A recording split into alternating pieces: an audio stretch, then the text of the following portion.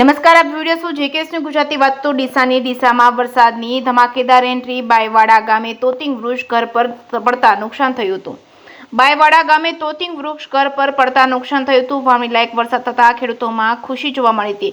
ડીસા પંથકમાં 2 દિવસ અગાઉ સામાન્ય છાંટા પડ્યા બાદ આજે વિધિવત રીતે ચોમાસાની એન્ટ્રી થઈ હતી. વાવણી લાયક વરસાદ થતાં જ ખેડૂતોમાં ખુશી જોવા મળી હતી.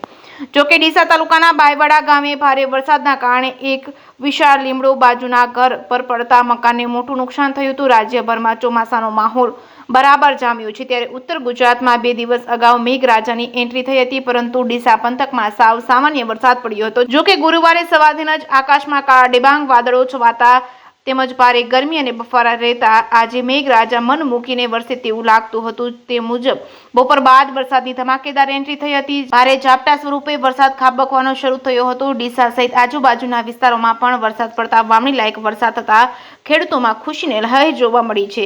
જોકે પ્રથમ વરસાદમાં જ ડીસા તાલુકાના બાયવાડા ગામે તોતિંગ લીમડાનું વૃક્ષ બાજુના ઘર પર પડતા મકાનને નુકસાન થયું છે. ઘરના છાપરા તેમજ દિવાલો તૂટી જવા પામી છે. જોકે સદનસીબે કોઈ જાનહાની થઈ નથી.